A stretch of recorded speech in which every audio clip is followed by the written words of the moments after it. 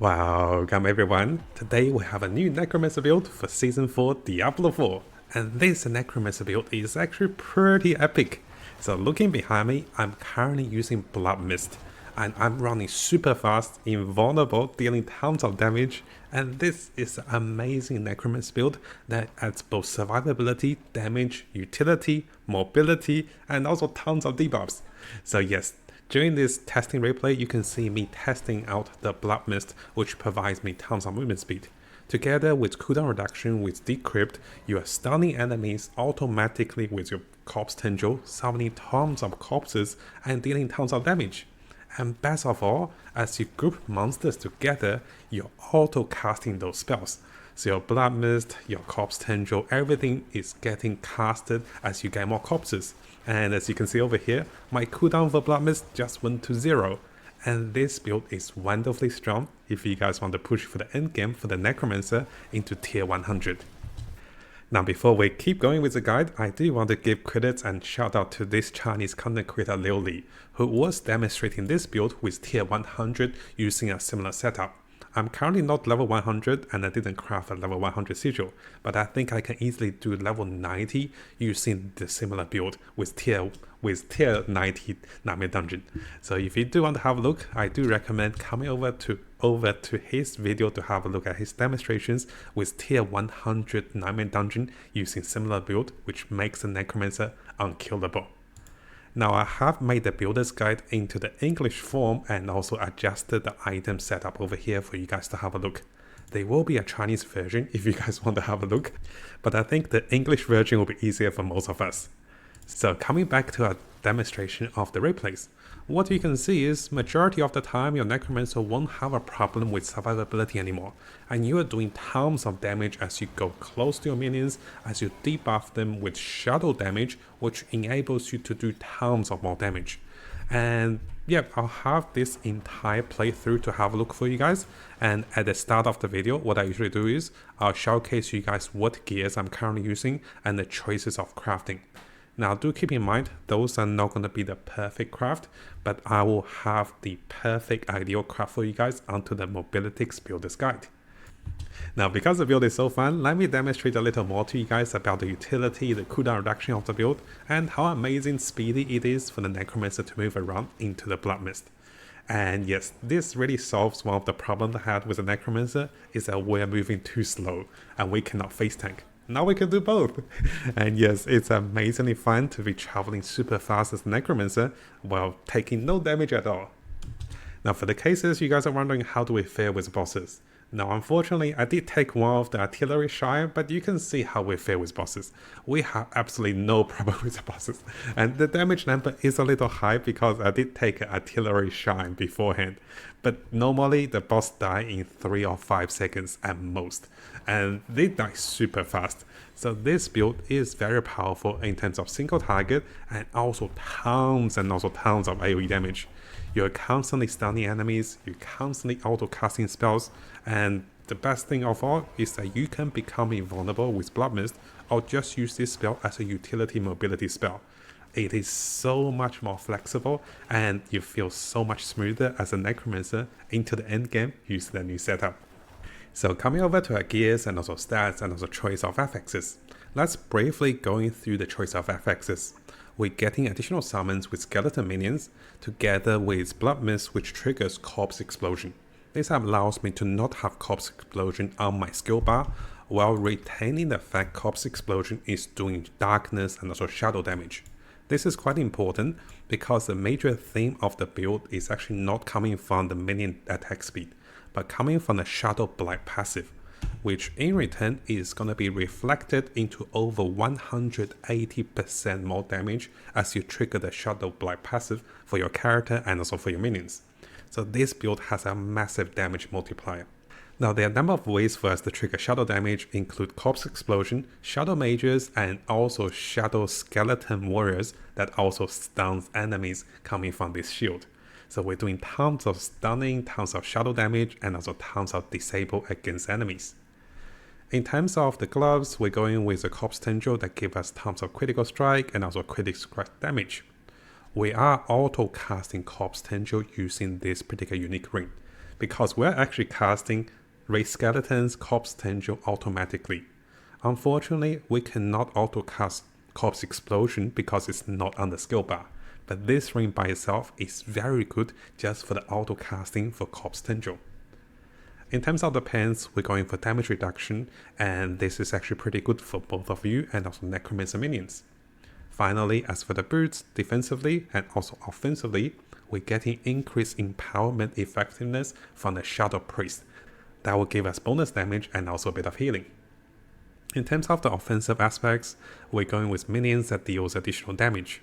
And here you saw earlier, we're making the skeletal warriors to stun and also deal shadow damage. In terms of our biggest multiplier, we're doing additional percentage damage once we trigger the Shadow Blade passive, and this can be up to 180%. And finally, we'll be getting more attack speed for summoning units, up to 45%. So you can see that the build is pretty well run.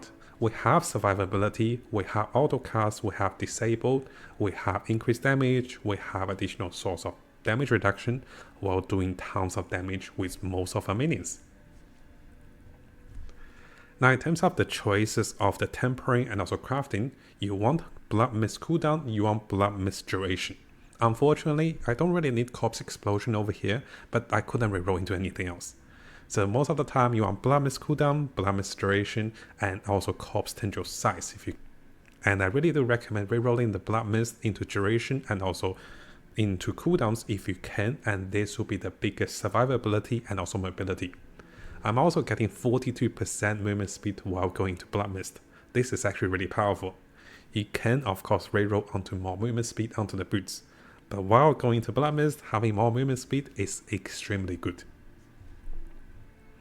In terms of the weapons, you do want to get intelligence, damage, and any form of defensiveness if you want maximum life.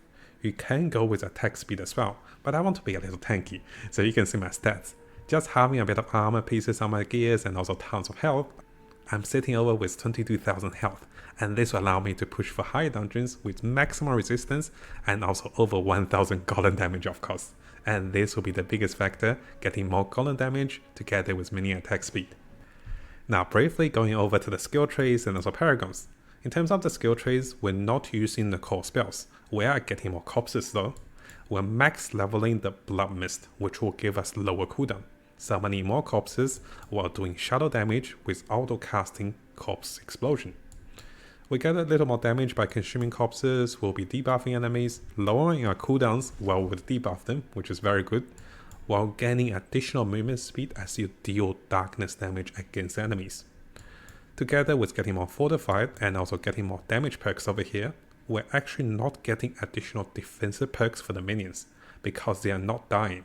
And for the case that if minions do die, you can be auto-summoning your skeleton minions, both from the ring and also from your ultimate.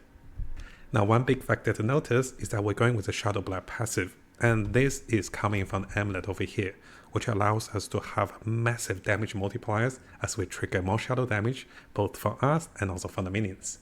Now in terms of the Paragon board, we can get up to 7 different glyphs to level 15 to level 21. I'm currently working onto my final glyph, and if you look into the builder's guide, I'll have the readily available glyphs to show you guys. So this is what happens when you go for all 7 of your glyphs.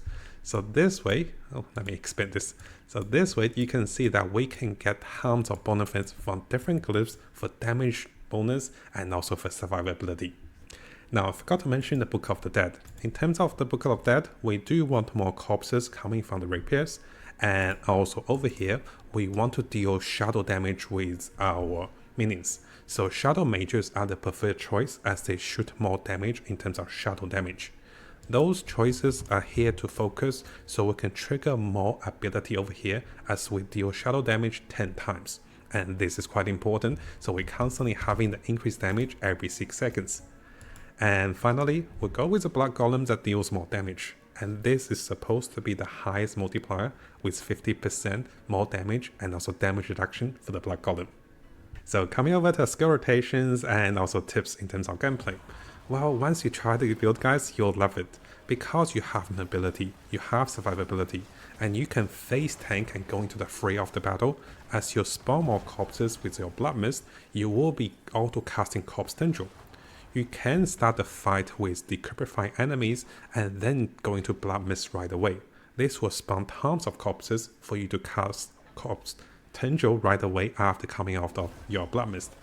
Most of the time you will be grouping enemies together as you go into the blood form.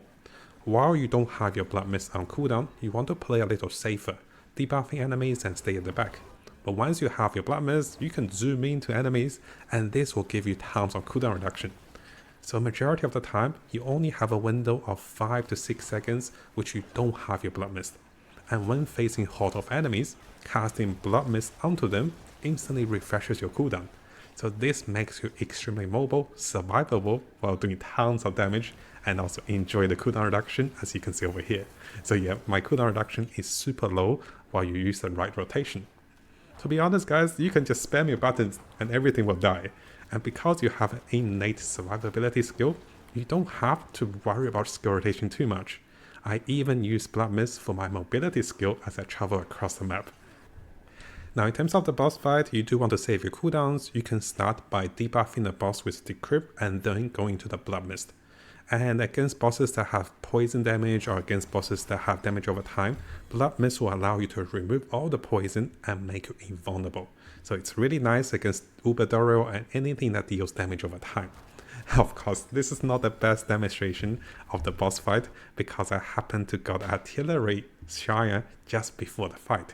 But you guys know the gist of it. The build deals a lot of damage and its survivability and also utility that we're improving onto this build. So what I do now is I'll have the entire replay of me testing in tier 70. This is the first time I tested and it's amazing. Of course guys, if you want to see the testing of the tier 100, you can come over to the Chinese content creator who cleared tier 100 easily with Necromancer using a similar setup, with better gears of course. I'm in the process of tempering my gears and also doing masterwork onto some of my gears. And in the future, I'll have guides to teach you guys how to get the best rates and how to temper your gears for the best result.